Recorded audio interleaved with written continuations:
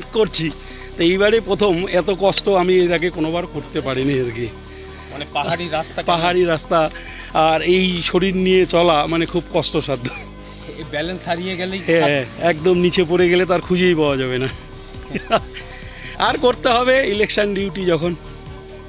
আর সাথে কি কুলিরা রয়েছে? হ্যাঁ হ্যাঁ, মালপত্র নিয়ে আসছে পেছনে, আচ্ছা ইভিএম টিভিএম নিয়ে আসছে, আমরাও আছি পেছনে দুই একজন। কি চাইছেন কালকে?